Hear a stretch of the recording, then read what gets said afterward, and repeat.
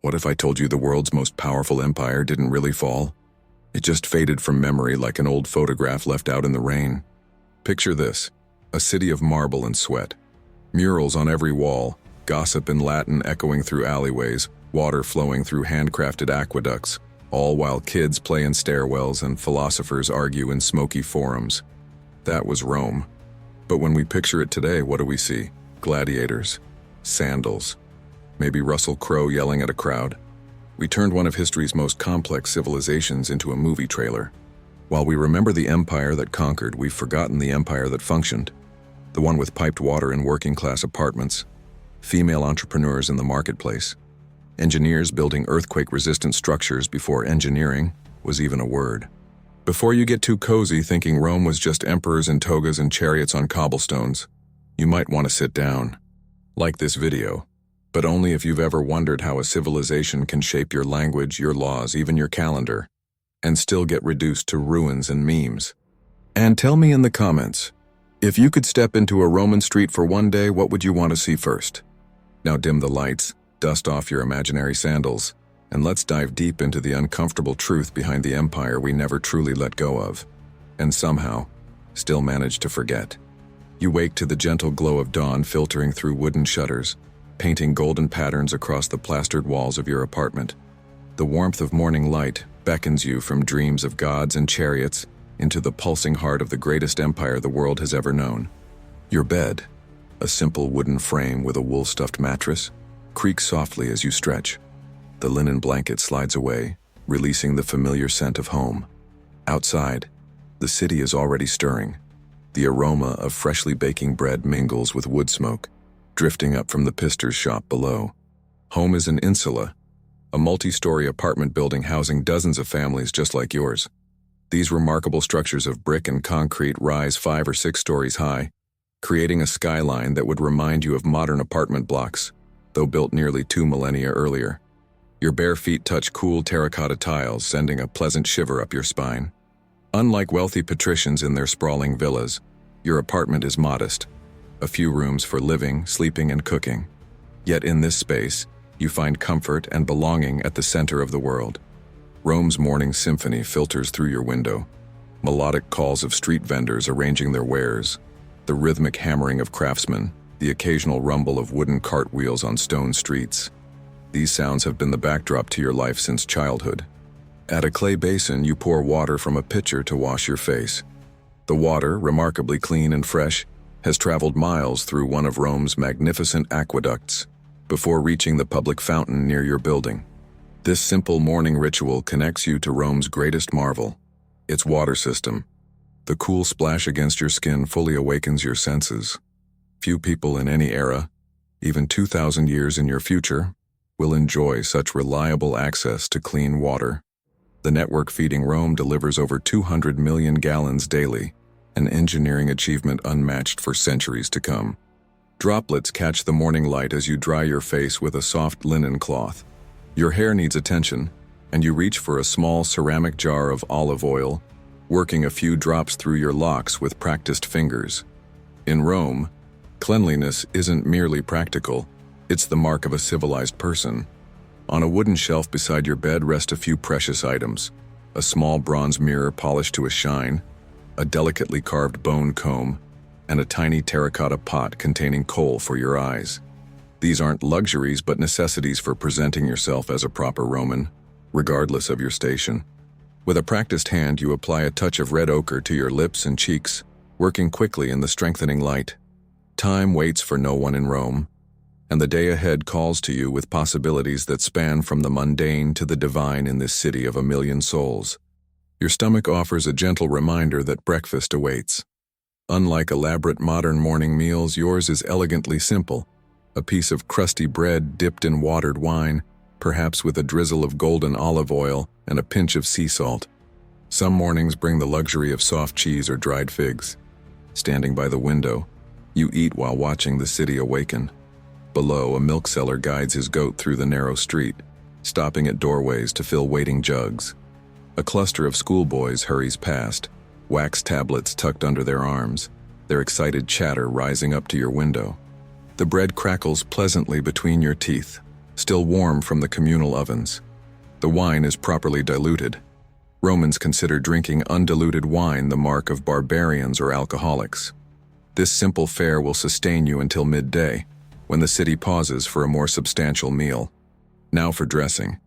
Your tunic, woven from wool or linen depending on the season, slips over your head and falls to your knees in soft folds.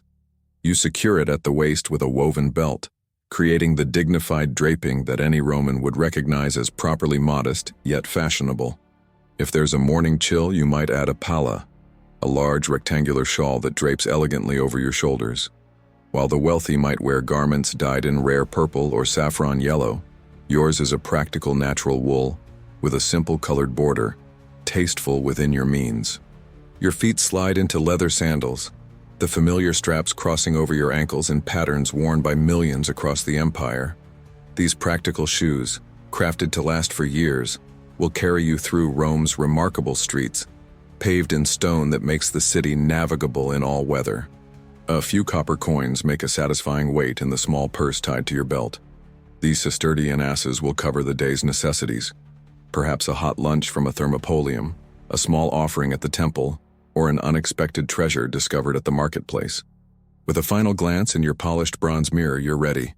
The narrow stairwell of your insula welcomes you, steps worn into gentle curves by countless feet over decades. Your hand trails along the cool plaster wall for balance, connecting you to every resident who's made this same journey. You wake to the gentle glow of dawn filtering through wooden shutters, painting golden patterns across the plastered walls of your apartment. The warmth of morning light beckons you from dreams of gods and chariots into the pulsing heart of the greatest empire the world has ever known.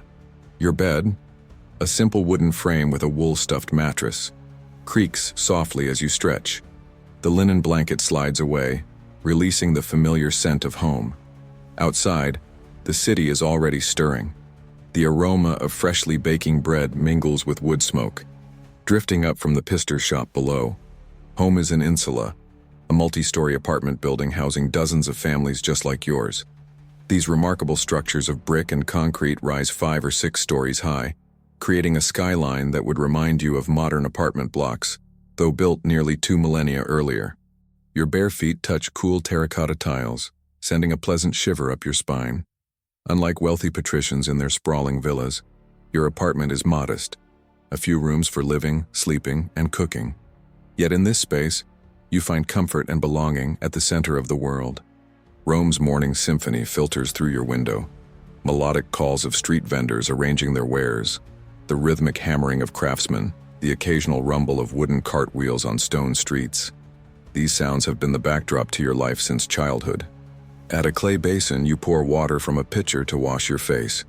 The water, remarkably clean and fresh, has traveled miles through one of Rome's magnificent aqueducts before reaching the public fountain near your building. This simple morning ritual connects you to Rome's greatest marvel, its water system. The cool splash against your skin fully awakens your senses.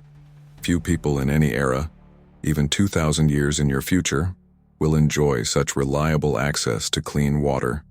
The network feeding Rome delivers over 200 million gallons daily, an engineering achievement unmatched for centuries to come. Droplets catch the morning light as you dry your face with a soft linen cloth. Your hair needs attention, and you reach for a small ceramic jar of olive oil, working a few drops through your locks with practiced fingers.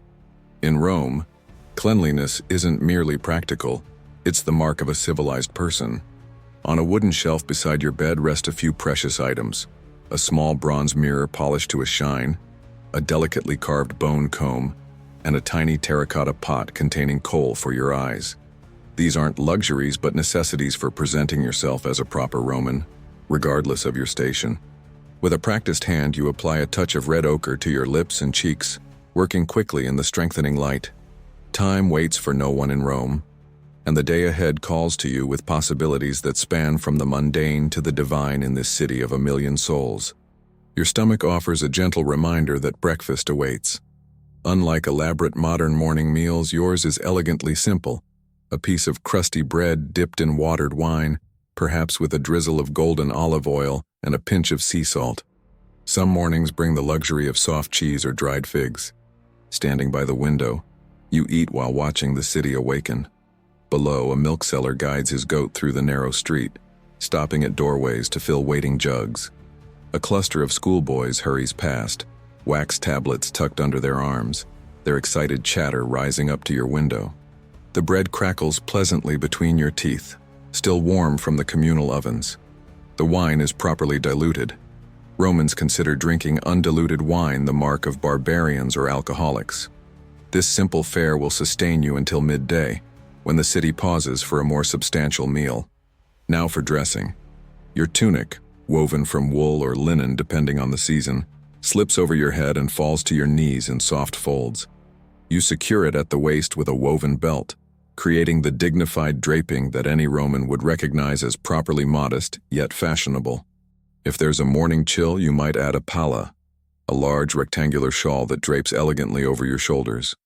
While the wealthy might wear garments dyed in rare purple or saffron yellow, yours is a practical natural wool with a simple colored border, tasteful within your means. Your feet slide into leather sandals, the familiar straps crossing over your ankles in patterns worn by millions across the empire. These practical shoes, crafted to last for years, will carry you through Rome's remarkable streets, paved in stone that makes the city navigable in all weather. A few copper coins make a satisfying weight in the small purse tied to your belt. These sestertian asses will cover the day's necessities, perhaps a hot lunch from a thermopolium, a small offering at the temple, or an unexpected treasure discovered at the marketplace. With a final glance in your polished bronze mirror, you're ready. The narrow stairwell of your insula welcomes you, steps worn into gentle curves by countless feet over decades. Your hand trails along the cool plaster wall for balance, connecting you to every resident who's made this same journey. The ground floor bustles with shops opening directly onto the street, a fabric merchant arranging colorful bolts of cloth, a cobbler already hammering at his bench, and a small shrine to the lares, the household gods protecting all who live here. You pause briefly, offering a respectful nod. As you step outside, Rome embraces you with its full sensory splendor. The morning sun now dances above the terracotta rooftops, illuminating a metropolis of nearly 1 million souls. A population density modern New York would recognize, achieved without modern construction techniques. The street before you pulses with life. Slaves carry a wealthy matron in a curtained litter, the silk swaying gently as they navigate the crowd. Children chase a wooden hoop with sticks, their laughter bouncing off stone walls. Two senators in blindingly white togas with purple borders discuss politics in low, important tones. The fragrance of Rome wraps around you. Wood smoke curling from cooking fires, the distinctive tang of garum from a food stall, the yeasty aroma of fresh bread, the earthy scent of humanity, and the ever-present perfume of olive oil used for everything from cooking to lamps to bathing. You join the human river flowing toward the city center, your sandals clicking rhythmically against smooth paving stones. These remarkable roads, built with sophisticated layers of materials and slight crowning for drainage, will outlast the empire itself, guiding travelers for millennia to come. Looking up, you see colorful laundry dancing in the breeze from upper windows, bringing life to the ochre and cream-colored buildings. Campaign slogans and public notices brighten walls in vibrant red lettering. Rome's version of billboards announcing everything from gladiatorial games to political candidates. A public fountain appears ahead, water streaming continuously from a bronze lion's head into a marble basin. People gather with clay jugs and amphorae, collecting water for their homes while exchanging morning gossip. A small boy splashes his face, giggling as droplets catch the sunlight. This endless flow of clean water would astonish people of the future. The concept of turning a handle for instant water won't seem miraculous to you. Rome has already mastered this convenience through its network of aqueducts, lead pipes, and public fountains that never run dry. As you approach the Forum, buildings grow increasingly magnificent. Temples with soaring marble columns, government offices with elaborate porticos, statues of gods and heroes standing eternal watch over the citizens of Rome. The heart of the empire unfolds before you. The Forum's energy washes over you like a wave. This is where everything happens. Orators stand on raised platforms, their voices rising and falling dramatically as they argue legal cases or political positions. The gestures are as important as the words in Roman rhetoric. A crowd gathers around a public notice board, reading today's Acta Diurna, the daily news published by the government. These wooden boards contain everything from military victories to birth announcements to prices of grain, social media, Roman style. The legion in Germania reports victory over the northern tribes. A man reads aloud for the benefit of those who cannot.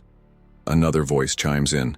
The price of wheat has fallen by 2 asses per measure. A debate immediately erupts about whether this news is good or concerning. A bell's clear tone marks the hour, reminding you that Romans divide their days into 12 hours from sunrise to sunset. This means a summer hour lasts longer than a winter hour. Your body understands these natural rhythms intimately, attuned to light rather than mechanical precision. The sun climbs higher as you reach the forum's edge. The grand space opens before you, a testament to urban planning where the business of empire unfolds beneath temples dedicated to gods who have watched Rome grow from 7 hills to ruler of the known world. Gleaming white columns rise like marble forests, supporting pediments adorned with vivid sculptures telling Rome's sacred stories. The stone shines with such brilliance in the sunlight that you must squint. Statues of emperors and heroes stand frozen in eternal dignity on their pedestals. You pause reverently at the Temple of Vesta, where the sacred eternal flame flickers under the watchful care of the Vestal Virgins, women holding unique power in Roman society. The circular temple with its perfect dome represents the hearth of Rome itself, its flame never extinguished. The Vestals move with quiet purpose in their distinctive white garments and elaborate headdresses. Their 30-year vows of chastity have granted them independence few Roman women will ever know. They can own property, make wills, and vote by proxy through male representatives. From your purse, you drop a small offering into the temple's collection box. A copper coin that seems insignificant, yet connects you to countless Romans before you who've made the same gesture. The familiar ritual grounds you in traditions older than anyone can remember. Moving deeper into the forum, you pass the Basilica Julia where courts are in session. The sound of persuasive oratory spills from its columned entrance.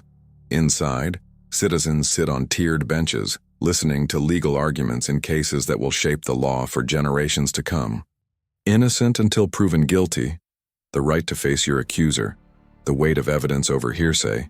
These principles take shape in these very halls through cases ranging from inheritance disputes to criminal charges. Rome's legal legacy will outlive its empire by millennia. Nearby, money changers sit at small tables, their scales ready to weigh coins from across the empire. Rome's currency travels from Britannia to Egypt, from Hispania to Syria, the world's first truly international monetary system, backed by the stability that only Rome provides. Conversations in multiple languages surround you: Greek, Aramaic, Celtic, Egyptian. Rome draws people from every corner of its vast territories. The empire conquers with swords but rules through integration and pragmatic tolerance, absorbing the best from each culture it encompasses. Your stomach gently reminds you that it's approaching the 6th hour, midday by Roman reckoning, and time for prandium, a light meal taken during the day's natural pause. Unlike the elaborate cena, dinner that comes later, this is practical sustenance for busy citizens. A thermopolium beckons from the corner, essentially a fast food counter where earthenware pots embedded in a marble counter keep various dishes at perfect temperature. These establishments appear on nearly every street corner, serving quick meals to Romans too busy to return home. The proprietor greets you with a familiar smile, gesturing to today's offerings. A fragrant lentil stew steaming in its pot, a fish paste glistening with garum, fresh bread with a perfectly crisp crust, stewed beans speckled with herbs, and a simple porridge for the unadventurous. The lentil stew catches your attention, and you exchange a small coin for a generous portion. The shopkeeper ladles the steaming mixture into a clay bowl, adding a swirl of green gold olive oil and a sprinkle of dried herbs. A piece of bread serves as both utensil and extra sustenance. Finding a spot on a sun-warmed stone bench, you join others taking their midday break. A stonemason with dust-powdered hair, a scribe flexing ink-stained fingers, a young mother singing softly to her baby. Social divisions blur in these shared moments of basic human need. The stew fills your mouth with complex flavors: earthy lentils, aromatic cumin, and coriander, The distinctive umami of garum that might seem strange to future palates, but to you, is simply the taste of home. You savor each spoonful, watching the pageant of Roman life unfold around you. Your bread tears with a satisfying sound, perfect for dipping into the rich broth. Roman cuisine celebrates contrasting flavors, sweet paired with sour, sharp with mild, always seeking balance among the four humors believed to govern health: blood, phlegm, yellow bile, and black bile. After your meal, a small gathering catches your attention. A poet recites his latest work in a nearby open space. His voice rises and falls dramatically as he spins tales of heroes and gods. Public recitations provide entertainment throughout the city, Rome's version of streaming content. The audience responds with appreciative murmurs and occasional applause when particularly clever phrases catch their attention. Even those who cannot read can appreciate the rhythm and emotion of well-delivered verse. Literature belongs to everyone in this remarkably literate society. The poet weaves a tale of Aeneas, legendary founder of Rome's lineage, his words painting vivid pictures in your mind. Romans cherish these stories that connect present to past, citizen to state, mortal to divine. They aren't just entertainment, but shared cultural touchstones that bind society together. As the recitation concludes, your thoughts turn to another quintessential Roman pleasure: a visit to the public baths.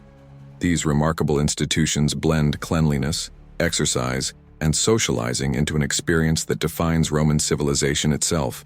You head toward the nearest bathhouse, one of nearly 900 throughout the city. These aren't simply places to wash. They're community centers where Romans of all classes mingle, conduct business, share news, and participate in the daily rituals that mark civilized life. The bathhouse rises before you, its architecture impressive even by Roman standards. Arched doorways, domed ceilings adorned with colorful mosaics, large windows of translucent selenite stone allowing light to flood the interior. Even neighborhood baths display remarkable engineering. After paying a modest entrance fee, bathing is subsidized to make it affordable for all citizens. You receive a thin linen towel and a small vial of olive oil.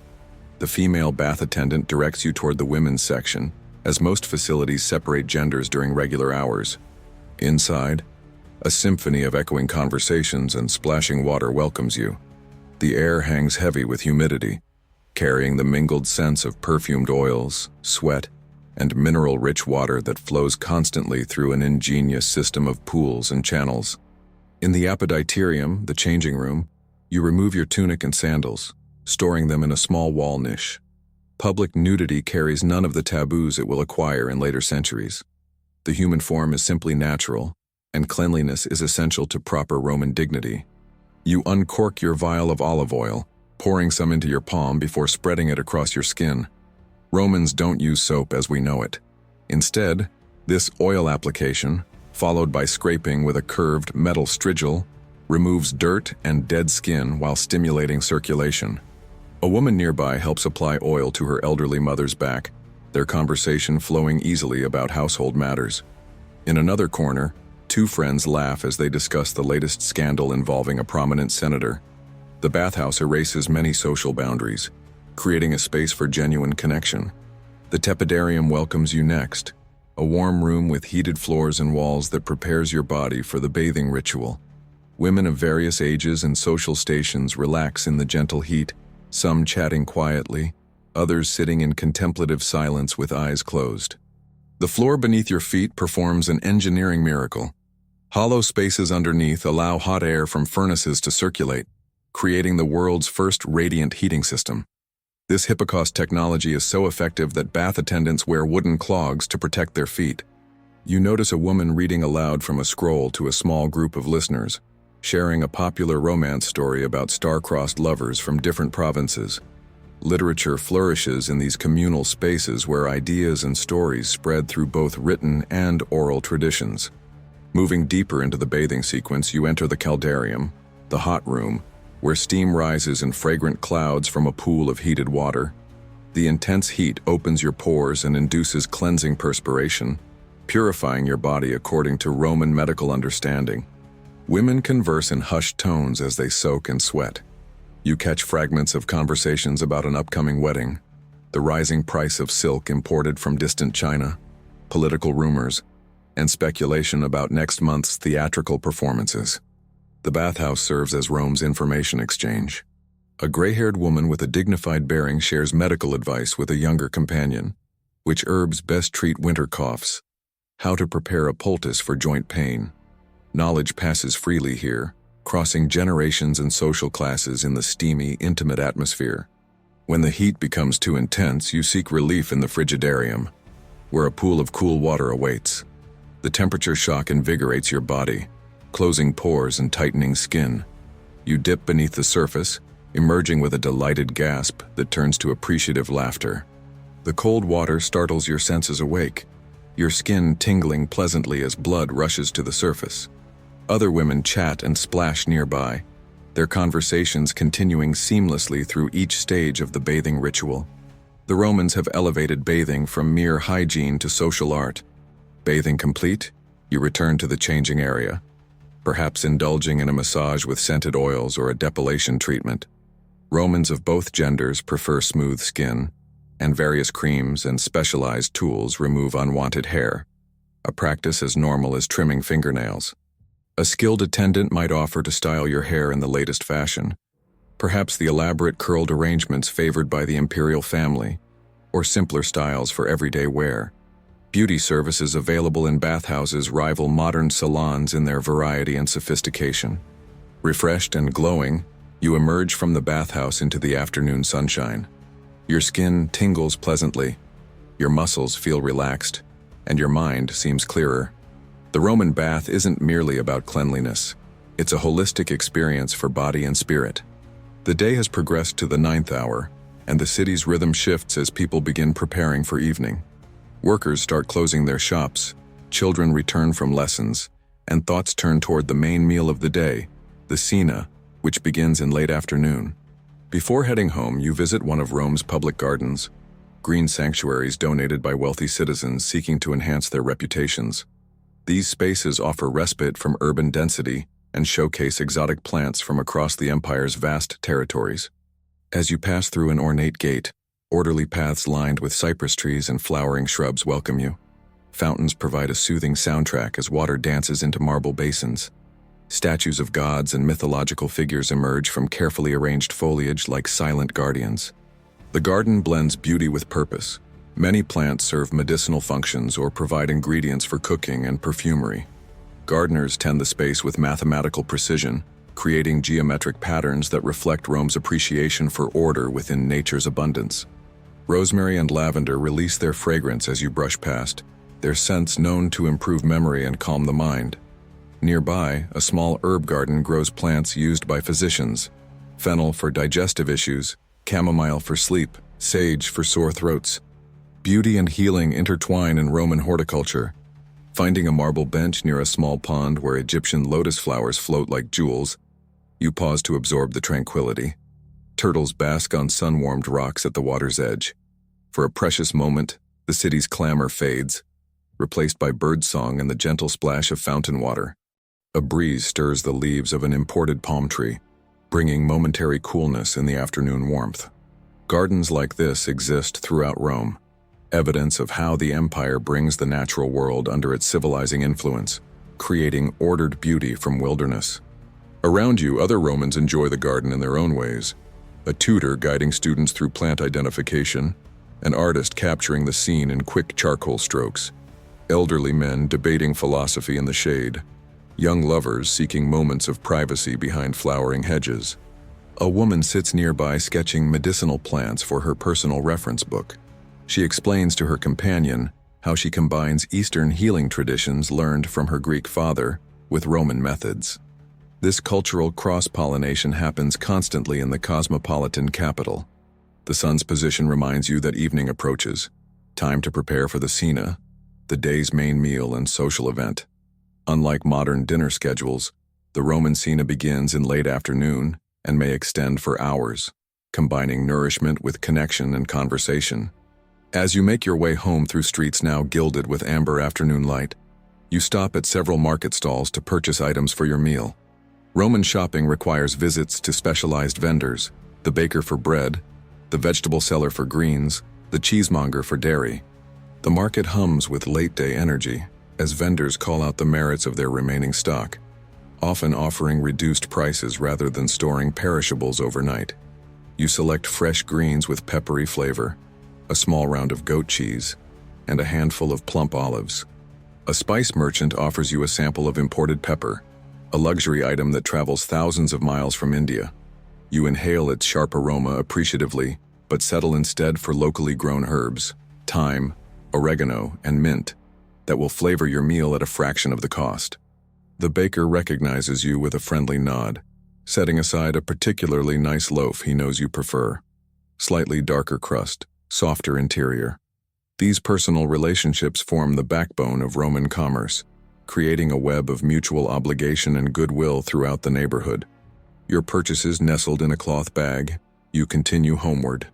The city's mood has shifted subtly, less of the frantic commerce of midday, more social interaction as people recognize neighbors, exchange news, and make plans for evening gatherings. A group of women chat beside a shrine to Mercury, patron of merchants. They pause their conversation to include you briefly, sharing news about an upcoming festival. These casual encounters strengthen community bonds, creating the social fabric that makes urban living possible. Reaching your insula, you climb the familiar stairs to your apartment, passing neighbors doing the same. The building has a communal atmosphere. Privacy, as understood in modern times, doesn't exist, but neither does isolation. Roman life thrives on connection and community. Your apartment welcomes you back, warmed by the golden light of afternoon sun streaming through the window. You move to your cooking area, a raised hearth with several clay pots and pans, much simpler than the elaborate kitchens in wealthy homes where slaves prepare lavish feasts. With practiced hands, you prepare a simple meal, combining your fresh purchases with staples stored in terracotta jars: farro, dried beans, preserved fruits, honey. Romans excel at food preservation, using salt, smoke, fermentation, and drying to extend the shelf life of seasonal bounty. Your cooking methods reflect generations of wisdom: boiling grains in a clay pot, roasting vegetables on a metal grid, adding herbs and spices with careful consideration of their medicinal properties as well as their flavors. No thermometers or timers guide you, just experience and intuition. You crush herbs with a small mortar and pestle, releasing their essential oils and aromatic compounds. The humble pottery tools have served countless meals, their surfaces worn smooth from years of use. In Roman cooking, tools pass through generations, improving with age and care. As savory aromas fill your apartment, a gentle knock sounds at your door. Your neighbor, an older woman whose family has occupied the building for generations, stands smiling with a small bowl of figs preserved in honey. A simple gesture of friendship, typical of Roman community life. You welcome her inside, setting out a second cup for watered wine and an additional plate for the shared meal. Dining alone is unusual in Rome. Meals create opportunities for connection, conversation, and the strengthening of social bonds through the essential act of breaking bread together. Over your simple feast, your neighbor shares the building's latest news. The landlord plans repairs to the courtyard fountain, the cobbler downstairs is taking an apprentice, and a family newly arrived from Hispania has moved into the vacant apartment on the third floor. She describes how the new family brought unusual cooking techniques from their province, methods of preserving fish with salt that differ from Rome's familiar garum. This constant influx of regional variations enriches the capital's culture, a benefit of belonging to a vast, diverse empire. Your meal satisfies both hunger and soul. Fresh greens dressed with fragrant olive oil, a splash of wine vinegar, and a pinch of garum. Crusty bread still warm from the communal ovens, a small portion of farro and beans studded with herbs, salty olives, creamy goat cheese, and honeyed figs for sweetness. No tomatoes grace your table. These New World fruits lie centuries in your future. No potatoes, corn, or chocolate either. Yet the Mediterranean diet you enjoy daily would be recognized by modern nutritionists as remarkably healthy, rich in vegetables, whole grains, and heart-healthy oils. The wine flows, properly diluted with water. Only barbarians and the troubled drink it straight. Your cups may be simple clay rather than the fine glass or silver of wealthy households, but they serve their purpose just as well, carrying the ruby liquid that loosens tongues and lightens spirits. Your neighbor mentions a new vintage from Campania that's causing excitement among wine enthusiasts. Roman connoisseurs discuss terroir, aging techniques, and vintage variations with sophistication that would impress modern sommeliers. Wine appreciation is deeply embedded in the culture. Conversation meanders like a pleasant stream through topics mundane and philosophical.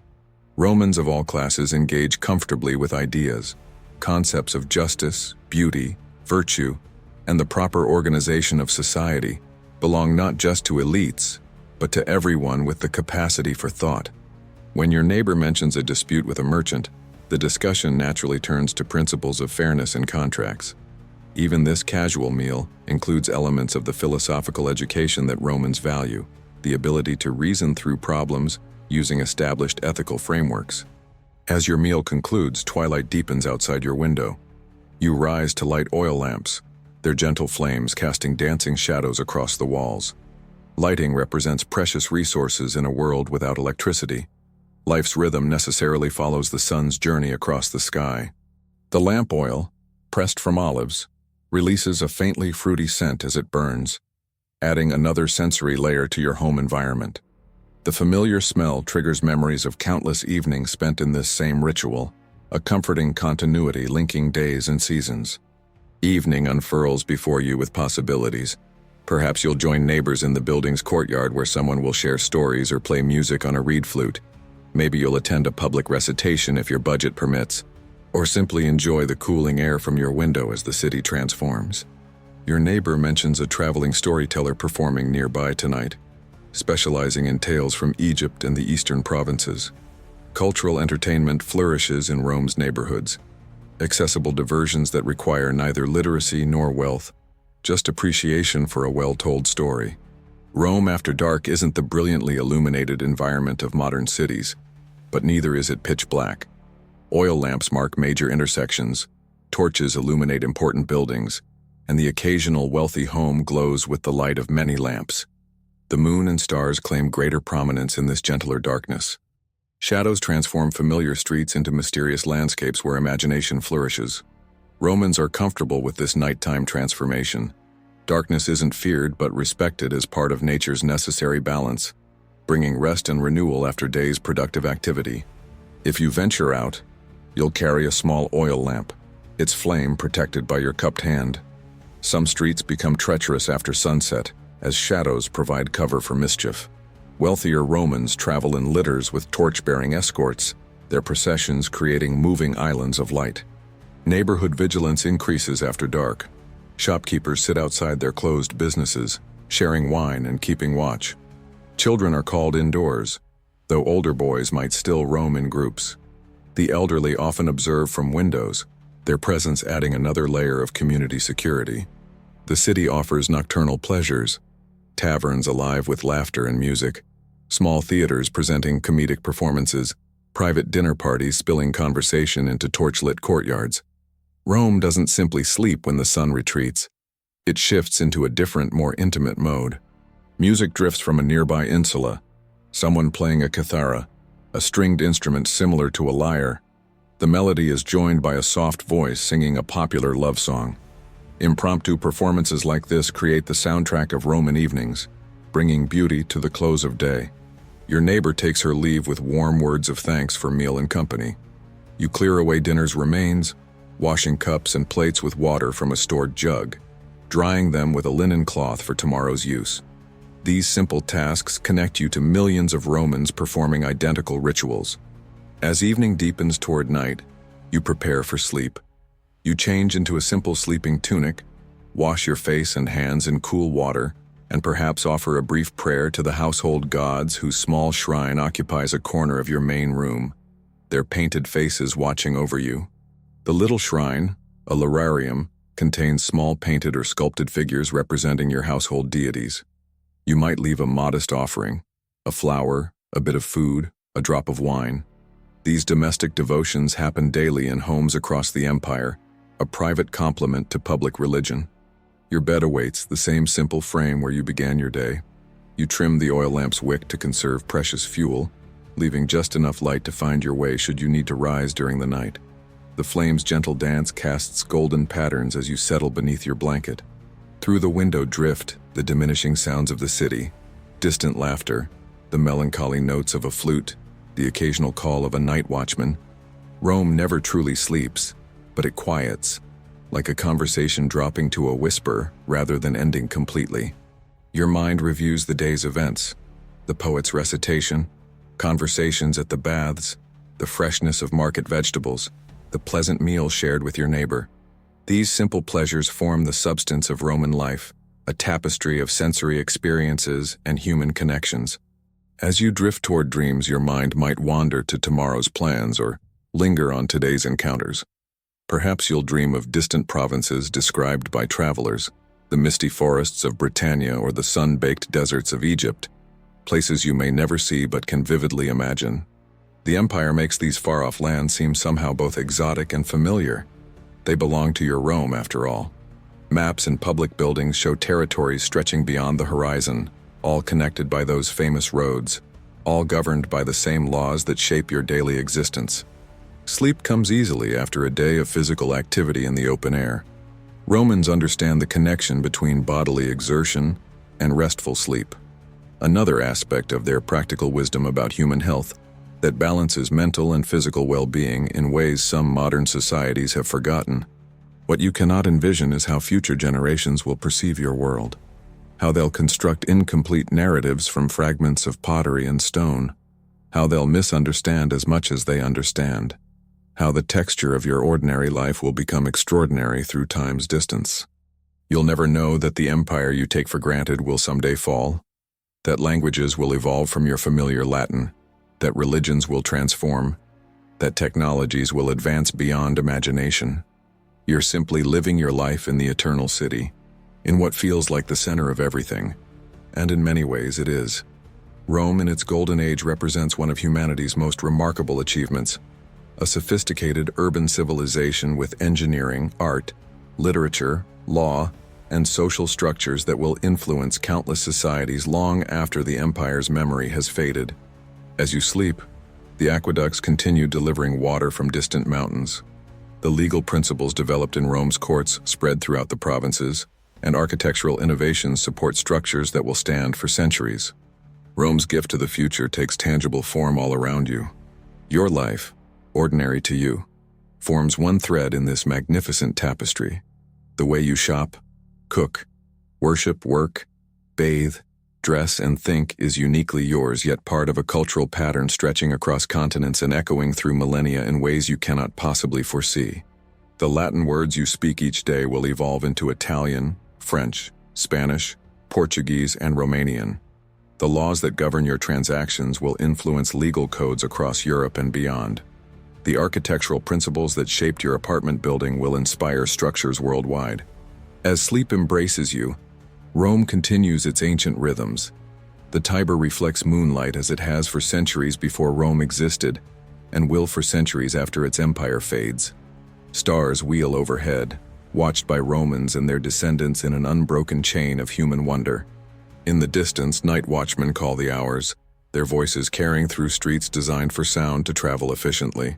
Even in darkness, the city functions with remarkable order, a testament to administrative systems that coordinate the lives of a million people without modern technology.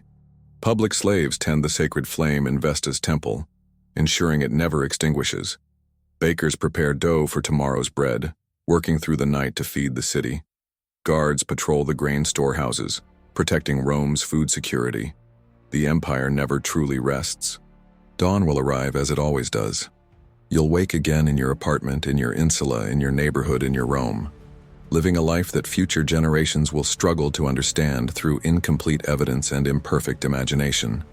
2,000 years later, someone will stand among the ruins of the Forum where you walk today.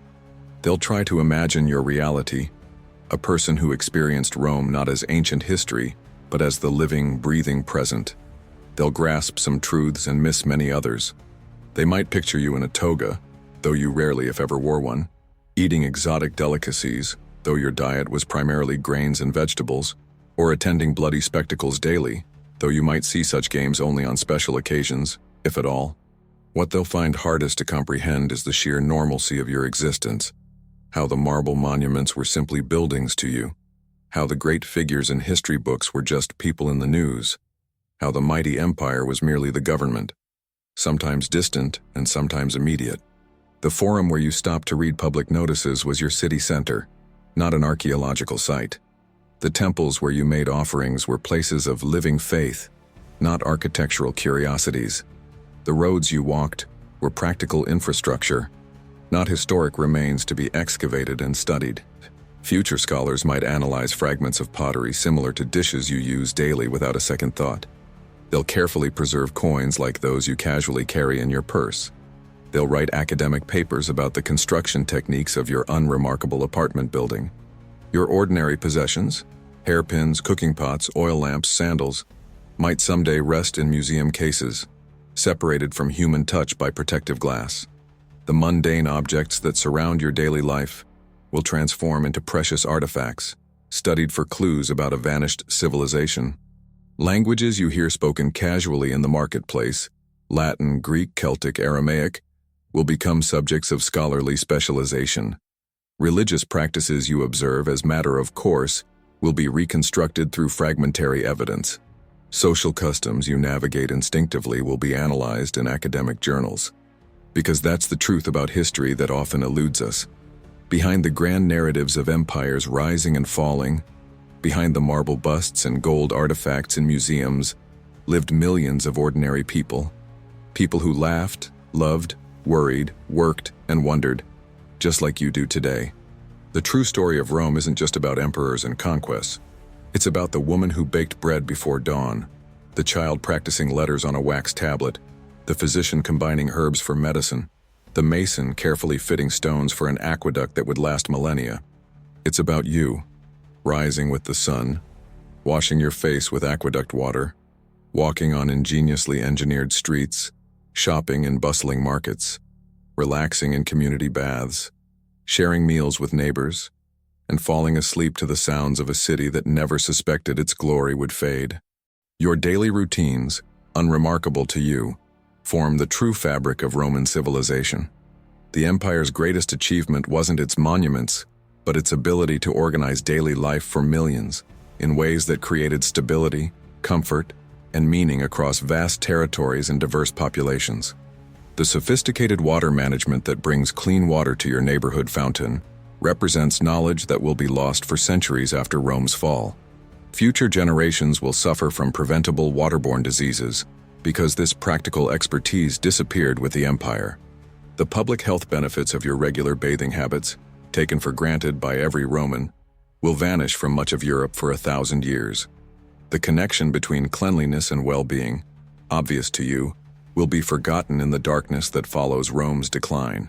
The legal principles that protect your basic rights as a citizen, principles developed through centuries of Roman jurisprudence, will survive only in fragments, preserved by scholars in distant Constantinople and eventually rediscovered during the Renaissance, forming the foundation of modern Western law.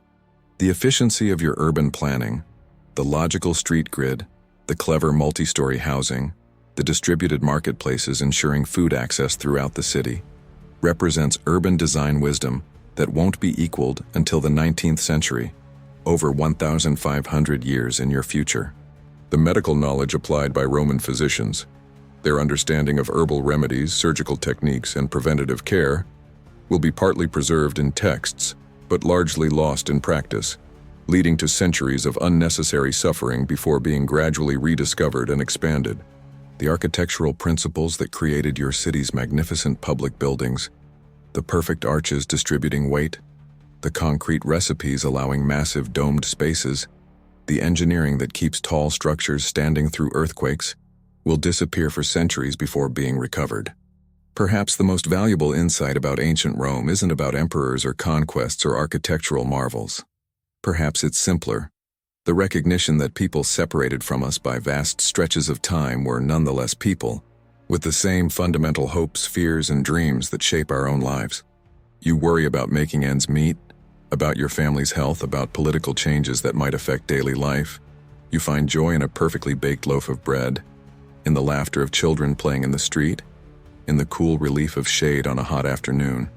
You feel pride in your city's achievements, curiosity about distant lands within the empire, anxiety during times of change, and comfort in familiar rituals. These emotional experiences transcend time. The interior landscape of being human remains remarkably consistent across millennia. When we view Rome through this lens, the distance collapses. The ancient world isn't so foreign after all. It's just another chapter in the human story, our story, unfolding across time in endless variations on themes that remain remarkably consistent throughout the centuries. The woman who carefully applies kohl to her eyes before facing the day. The shopkeeper who extends credit to trusted customers. The child who complains about studying. These familiar human types connect past to present more authentically than any marble monument or gold coin. Rome's greatest legacy may not be its roads or laws or language, but the reminder that civilization is a continuous conversation across generations. A dialogue we're still participating in today, whether we recognize our ancient conversational partners or not. The way you store grain to prevent spoilage, the techniques you use to preserve fruit and honey, the social custom of diluting wine with water, these practical solutions to universal human challenges link your life to those who came before and those who will follow. The seasonal rhythm of religious festivals marking the agricultural year, the social stratification that both constrains and provides stability, the tension between tradition and innovation. These patterns of civilization appear throughout human history, including our modern world. Your understanding of proper behavior, your sense of what constitutes justice, your conception of beauty. These cultural inheritances shape your experience as similar values shape people in every era. The particulars may change, but the human need for moral and aesthetic frameworks remains constant. The way you negotiate crowded streets with practiced ease, your casual multilingualism in a cosmopolitan capital, your adaptation to apartment living in a densely populated urban center, these metropolitan experiences create surprising parallels between your life and that of city dwellers today. As you sleep in your Roman bed, in your Roman apartment, in your Roman city, you're not so different from the person listening to these words thousands of years later. Different circumstances, different knowledge, different beliefs, but the same humanity, connecting across the centuries like a bridge built of something stronger than stone. Your dreams, hopes, and fears echo through time, speaking to the universal human condition. Your laughter at a friend's joke, your satisfaction in work well done, your comfort in familiar traditions. These experiences form the true continuity of human existence, transcending the rise and fall of empires. The poetry that moves you to tears, the sacred rituals that connect you to something larger than yourself, the philosophical questions that occupy your mind during quiet moments. These deeper dimensions of human experience remain remarkably consistent across vast stretches of time. In the morning, you'll wake to another day in Rome.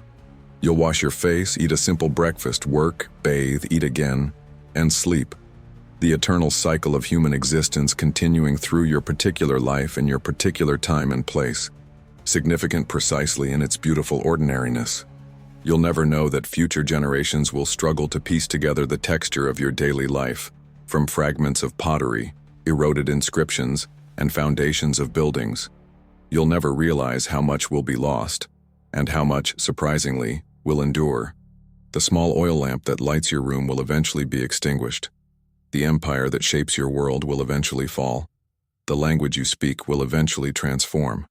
But the essential human experiences that give meaning to your days will continue unbroken through millennia. And perhaps that's the most profound lesson Rome offers us. Not its rise or fall, but the enduring evidence it provides of our shared humanity. When we look at Rome, we're not just looking at a lost civilization, we're looking at ourselves, reflected across an ocean of time. So as you drift into sleep beneath a sky filled with the same stars we see today, know that your life, though separated from ours by thousands of years, remains profoundly, intimately connected to our own, linked by the unbreakable bond of shared humanity.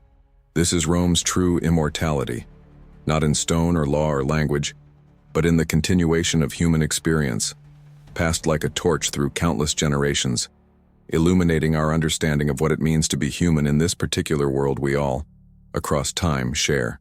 If this video made you see Rome with new eyes, not as an empire of emperors, but as a world of real people with real struggles and forgotten brilliance, hit that like button and let the algorithm know that ancient history still matters. Subscribe to the channel for more journeys into the stories we half remember and the truths we never learned. And hey, drop a comment telling me what part of Rome's forgotten legacy surprised you most. The water systems, the female traders, the missing books?